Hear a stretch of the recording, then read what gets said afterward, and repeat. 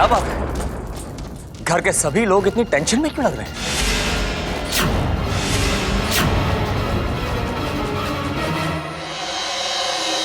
What happened? और हाँ, सरला भाभी, I heard my name. आप मेरे बारे में कुछ कह रही थी क्या?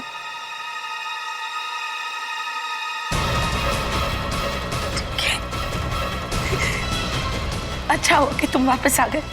तुम्हें जिंदा देखकर मुझे कितनी खुशी हो रही है मैं तुम्हें बता नहीं सकती।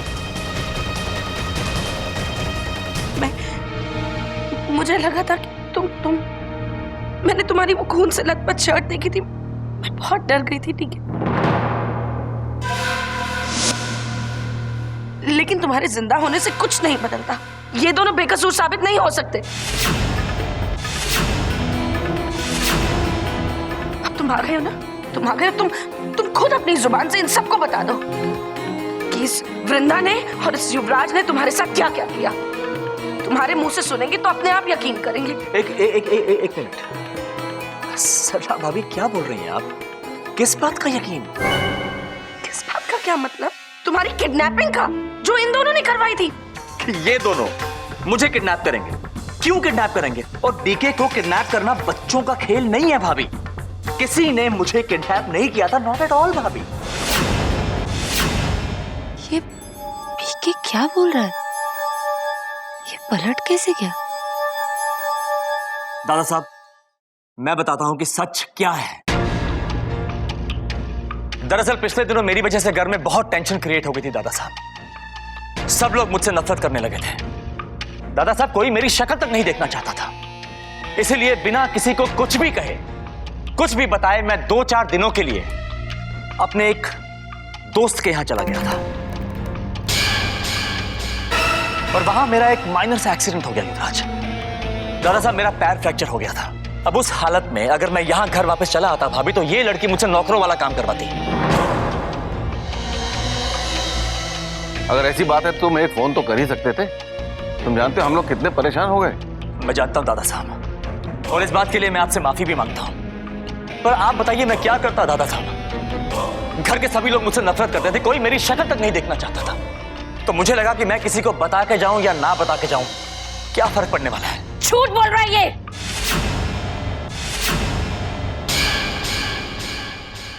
भाभी क्या हो गया सरला भाभी को? अनाप शनाप बातें क्यों कर रही हैं? इसका कहना है कि वृंदा के साथ युवराज ने मिलकर तुम्हारा किडनैप ही नहीं किया है, तुम्हें जान से भी मार दिया है।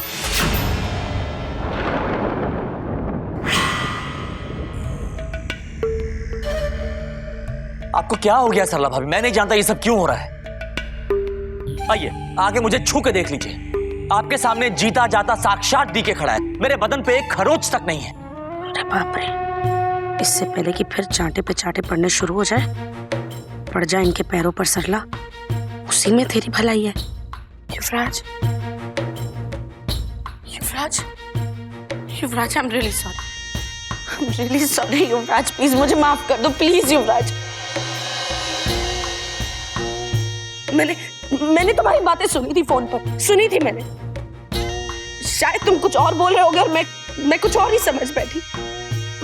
मैंने बेफजूल तुम पर उल्टे सीधे इल्जाम लगाए। प्लीज मुझसे नाराज मत हो ना, मुझे माफ कर दो। सरला भाभी, भाभी क्या कर रही हैं आप? उठिए प्लीज। अरे क्या कर रही हैं आप? आप बड़ी हैं भाभी, और ये युवराज छोटा है आपसे। ऑफ कोर्स माफ करेगा आपको, मैं इसे अच्छी तरह जानता हूं। किसी और के लिए माफ करे या ना करे, पर अपने प्यारे डीके चाचू के लिए तो ये किसी को भी माफ कर सकता है।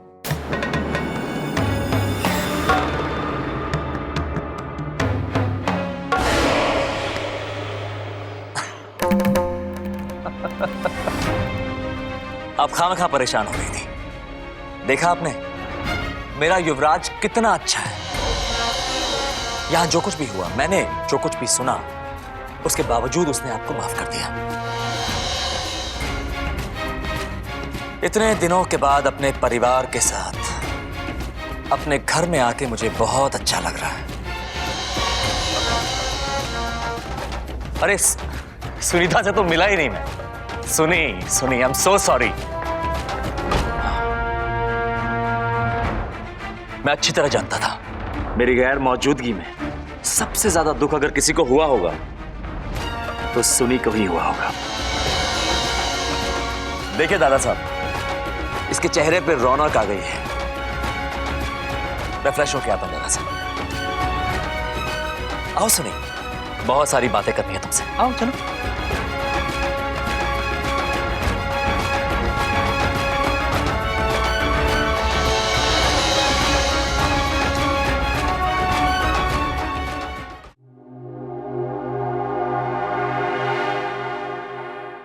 ये पति पत्नी का दिखावा बाहर तक के लिए ठीक है, लेकिन टू बी वेरी ऑनेस्ट, तुम जब से लापता थे मुझे तुम्हारी रत्ती भर भी याद नहीं है।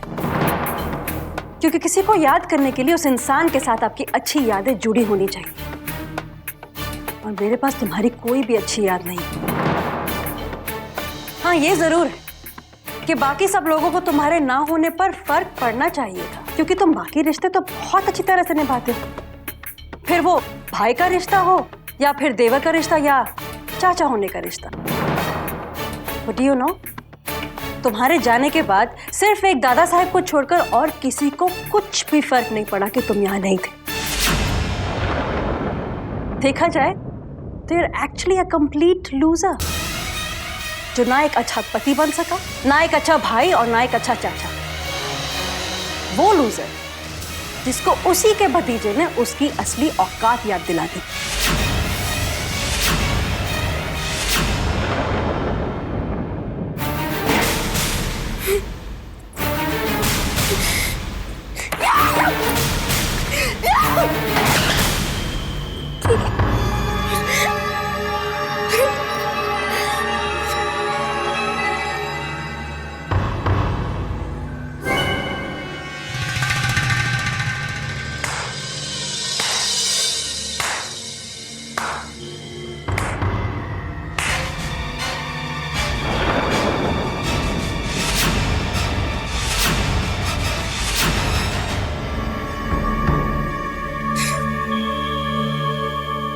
रुक क्यों गए चाची? वाह चाची, मानना पड़ेगा आपको। शीला की जवानी से लेकर शीला के डेडिकेशन तक आप तो बस छा ही गई। आपकी दाल जब घर में नहीं गली तो आप बाहर जाकर डीके के किडनैपिंग और मर्डर के सबूत ले आई। ब्रिलियंट। लेकिन अफसोस, उसका भी कोई फायदा नहीं हुआ। डीके तो खुद साक्षात दर्शन देने के लिए घर में आ गया और आपके सारे किए कराए पर पानी फेर दिया। आपको फिर सबके सामने जलील होना पड़ा। सच कहूं ना चाची, तो कभी कभी तरस आता है आप पर। बकवास हो गई तुम्हारी, हो गई बकवास। Get out.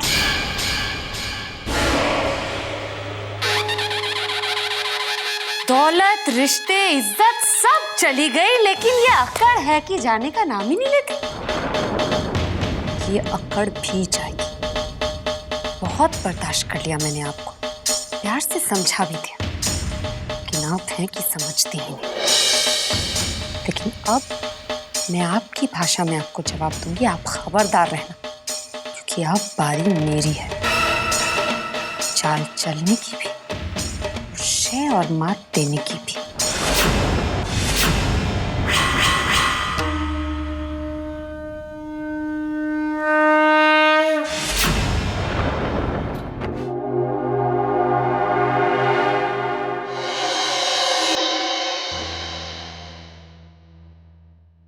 युवराज, अब तक नाराज हो मुझसे? नाराज नहीं चाचू, मैं हैरान हूं।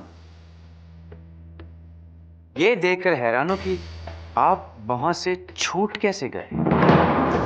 और उससे भी बड़ी हैरानी की बात तो ये है कि आपने घर में आकर किसी से भी ये नहीं कहा कि मैंने आपको कैद कर रखा था। स्ट्रेंज।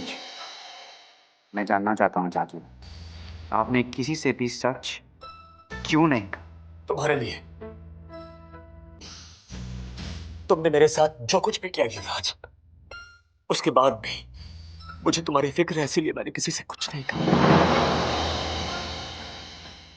तुम मेरी बात का यकीन करना चाहते हो करो, नहीं करना चाहते हो मत करो, लेकिन मैं जानता हूं युवराज कि मैं सच कह रहा हूं। मैं जानता हूं मैंने बहुत बड़ी गलती की। अरे गलती क्या, मैंने गुनाह किया, और इस गलती के लिए मैं सारी जिंदगी शर्मिंदा रहूंगा। मुझे बस एक मौका और दे दो प्लीज।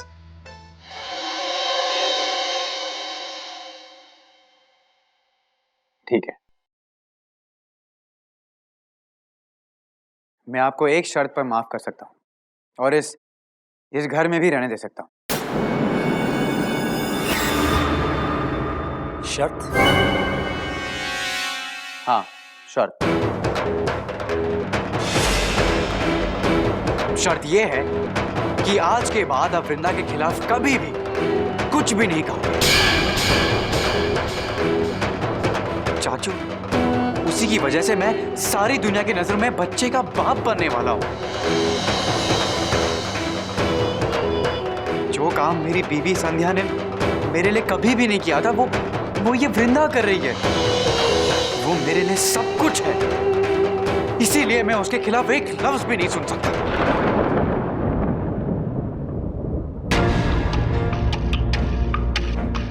संध्या ने वृंदा बनकर इसे पूरी तरह से अपने जाल में फंसा लिया है। इसकी आंखें खोलना इतना आसान नहीं होगा।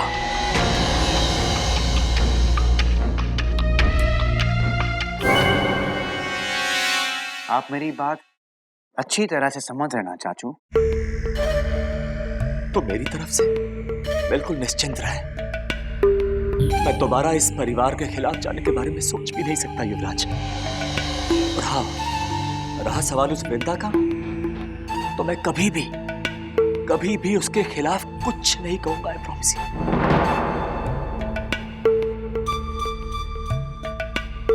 आपसे एक बात पूछनी थी चाचू।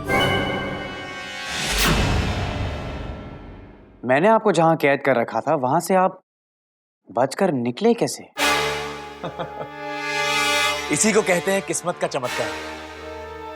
मैं चमत्कार से बचा हूं युवराज, वरना तुम्हारे उन गुंडों ने मुझे मारने में कोई कसर बाकी नहीं छोड़ी।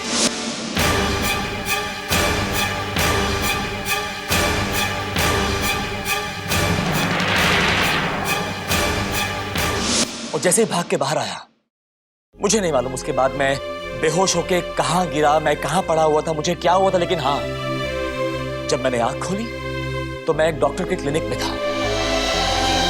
और मैं जानता था मुझे मारने का आइडिया तुम्हारा नहीं, उनका है। अगर तुम मुझे मारना चाहते तो you would have killed me long back. खैर छोड़ो पुरानी बातों को युवराज, मैं सब भूल चुका हूं। मुझे बस इतना याद है कि मेरी जो ये नई जिंदगी है ना, वो तुम्हारे लिए है, इस परिवार के लिए। बाकी सब भूल चुका हूं।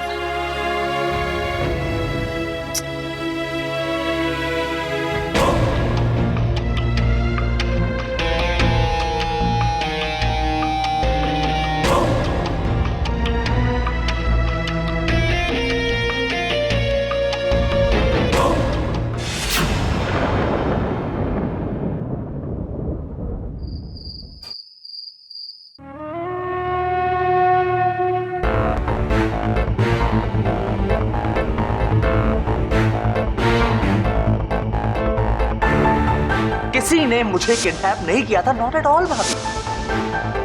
दादा साहब, मेरा पैर फ्रैक्चर हो गया था। अब उस हालत में अगर मैं यहाँ घर वापस चला आता भाभी, तो ये लड़की मुझसे नौकरों वाला काम करवाती। मैंने बेफजूल तुम पर उल्टे सीधे इल्जाम लगाए। प्लीज मुझसे नाराज मत हो ना, मुझे माफ कर।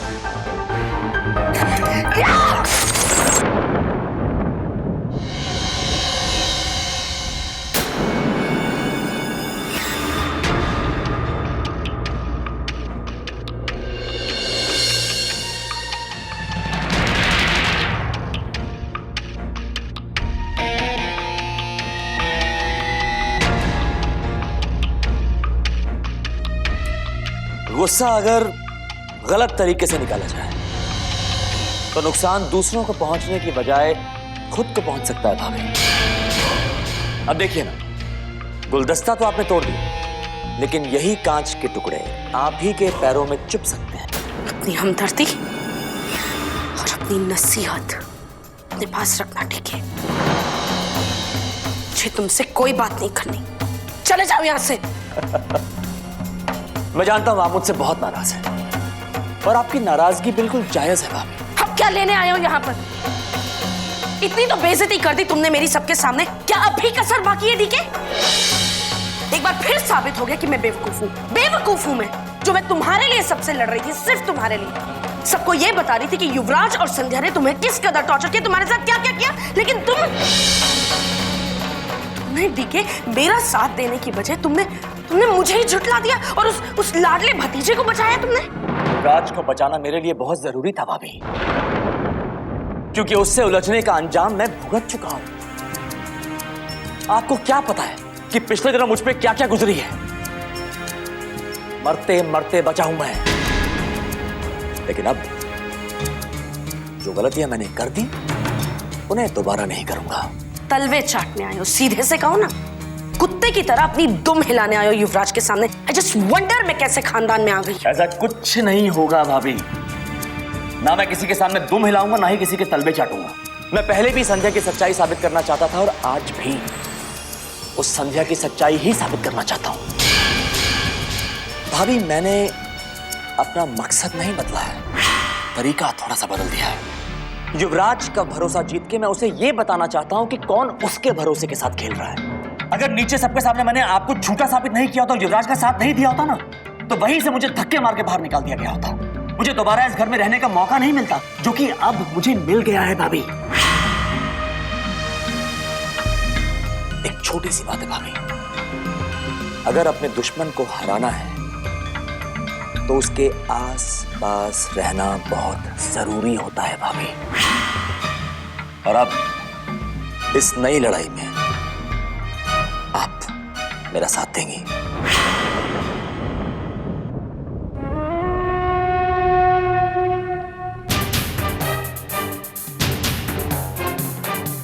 किस खुशी में मैं तुम्हारा साथ दूं? देखिए भाभी, वादे से मुकर रही हैं आप। अरे आप ही ने मुझसे वादा किया था कि संध्या के साथ इस लड़ाई में आप मेरा साथ देंगी। लेकिन वादा करते टाइम मुझे ये तो नहीं पता था ना कि तुम मेरा ही बैंड बजाओगे डीके। मुझे ही झुठला दोगे इन सब के सामने, सिर्फ उस युवराज को बचाने के लिए। छोटी सी बात आपकी समझ में क्यों नहीं आ रही है भाभी? युवराज हमारी प्रॉब्लम नहीं है, हमारी प्रॉब्लम है वो संध्या। हमें संध्या से अपना हिसाब चुकता करना है, युवराज से नहीं। आधी जायदाद की मालकिन बन गई है, और अब उसकी नजर पूरी जायदाद पे है, जो मैं होने नहीं दूंगा। भाभी, संध्या वो मछली नहीं है कि कांटा फेंका और मछली बाहर। इस 4 फुट की मछली को पकड़ने के लिए बहुत बड़ा जाल बिछाना पड़ेगा। और इस बार मैं पूरी तैयारी के साथ आया हूं भाभी।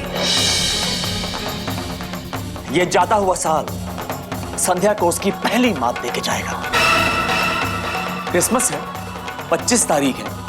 उस दिन अमूमन सैंटा क्लॉज सबको तोहफे बांटते हैं, लेकिन हम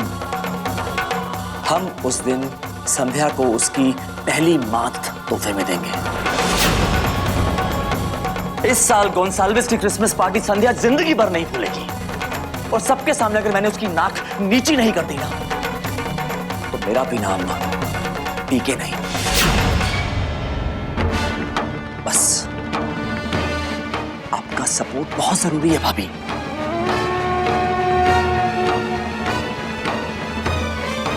ठीक है,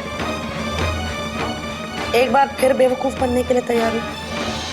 एक बार फिर तुम पर भरोसा कर देख लेती हूँ।